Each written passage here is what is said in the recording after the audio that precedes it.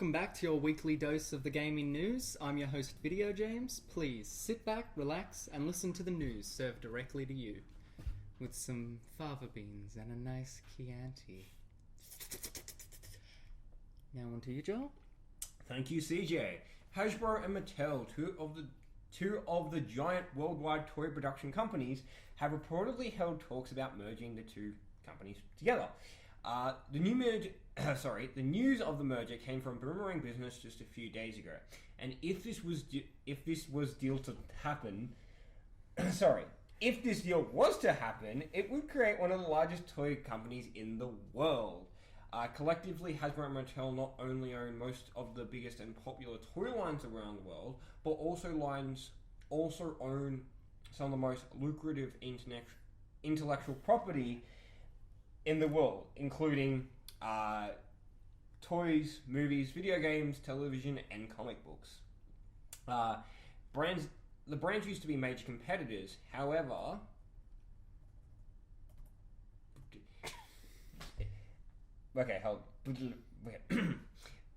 brands that used to be major competitors would. The English language is not favouring you today, is it? These brands used to be major competitors. However, if this deal was to happen, they could do a lot of cross promotion. This would also bring music to investors' ears, with the chance of cross promotions and basically more money in their pockets. I can't wait to see what happens, because I can't wait to see the G.I. Joe Transformers movie called G.I. Joe Transformers: We Need More Cash.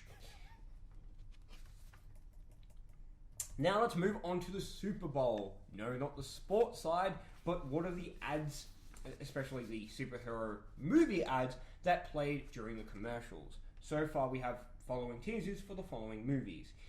Teenage Mutant Ninja Turtles 2, Deadpool, a new Jason Bourne lineup, which doesn't really have a title at the moment, 10 Cloverfield Lane, Captain America Civil War, Batman v Superman Dawn of Justice, just to name a few.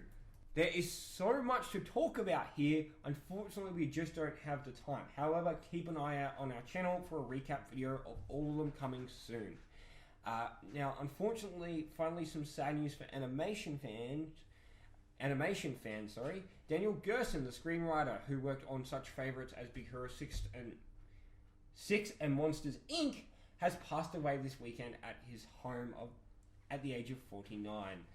He's been battling brain cancer for quite a while, and unfortunately he lost his battle last Saturday. We wish his friends and family the best at this time. That's all for entertainment news. I can't fucking read for some reason. Back to you, CJ. Thank you, Joel. Well, we now move on to the music section with Connor. Thank you, CJ. This week, a Miami concert possibly cancelled, David Bowie's widow speaks out, and an Aussie rock icon back and touring again. First up, the band Duran Duran, which has a concert scheduled in the Florida capital of Miami, is at threat of having their concert cancelled. The Miami-Dade County government are trying to stop the concert because they don't want the public park being used for a commercial concert. It was scheduled to take place at the Crandon Park after the Miami Open tennis tournament ends. However, as it currently stands, the government is against the proposal to have the concert go ahead, and it's looking like the only way that Miami fans will get to see Duran Duran play in their city is if either the venue has changed, some aspects of the concert are changed, or if the county's government changes their mind. Though knowing the government, that's not likely to happen. Next, Iman, widow to the late David Bowie, who passed away recently, has finally spoken out on the subject of her husband's death. She addressed the public via means of social media on February 6th. Since the singer passed away, Iman has been out of the public eye, rightfully wishing privacy in the time since her husband's passing. Iman seems to feel comfortable communicating via Instagram as she recovers from Bowie's death. Days after he died, she published a meme onto the picture-sharing website which reads, "The struggle is real, but so is God," which is a touching sentiment. I personally wish the Bowies all the best in this time of grief and loss. Finally today, Australian rock band ACDC have started their new tour around the US, and the set list has surprised a few people as it consists of songs which haven't been played by the band live for some time, including Giving the Dog a Bone and Back in Black, both of which the band hasn't played since 1980. The tour started on February 2nd in Tacoma and recently played in Las Vegas and Denver. I'm sure they will keep rocking the States right up until their tour ends later this year. That's all from me in music news this week. Thank you, Connor. Kat, have you got anything to talk about? I do indeed. I believe it's meow time for tech news.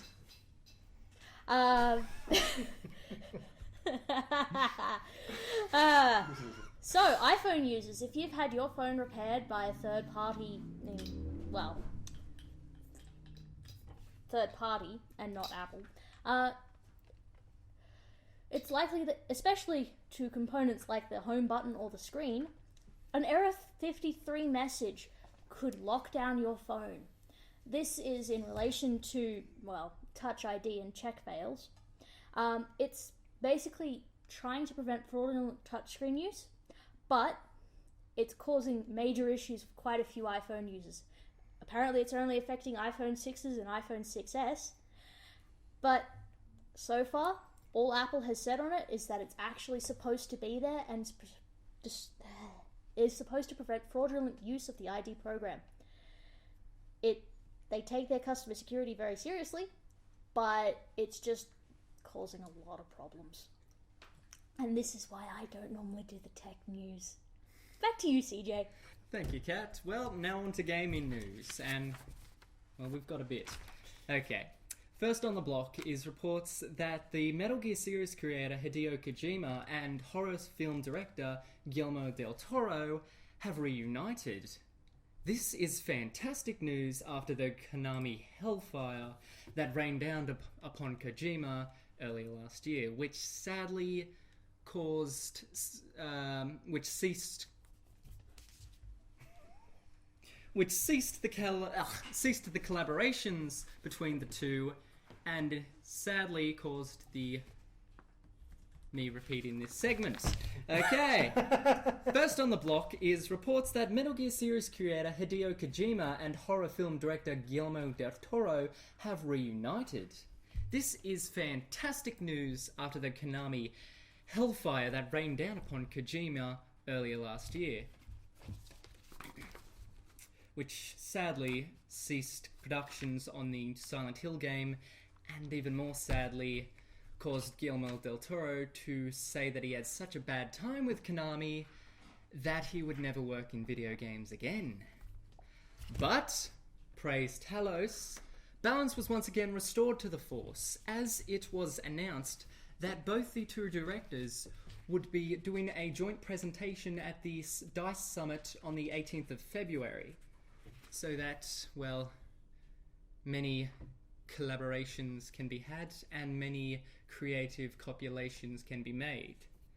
Secondly, speaking of gaming directors, the Elder Scrolls and Fallout head honcho Todd Howard will be receiving a Lifetime Achievement Award next month for innovative contributions to the open world gameplay and game development scene.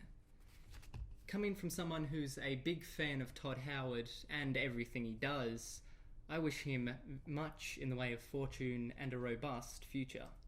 And if you wish to pay your respects to the Todd, please. Bethesda will be releasing their new Doom game on the 13th of May. Lastly today, Sega has announced their financial reports for the year of 2015, and for the Sonic Factory, it doesn't look good. Reportedly from April to December of last year, the company made a total of 245 billion yen, 2.9 billion, which is a loss of 8% of their expected net intake. However, this is less of a loss as compared to their 2014 intake, which posted a loss of 23 billion yen of their expected sales projections. As for Sega, 2016 seems to be a hesitant year for the Japanese company, but with the future release of Persona 5 in September and Total War Warhammer in April, things may look up for the Japanese publishing company. Well, that's it for this week on the news. But until next time, please tell us what you think of the Sega company. Do you love them? Do you hate them? Do you want more Sonic? Or do you think they should leave the blue burr be? The blah blah blah blah blah. Oh, well. Blah blah blah blah blah alliteration. Please chatter away in the comments below, and we'll see you cool cats next time on the news.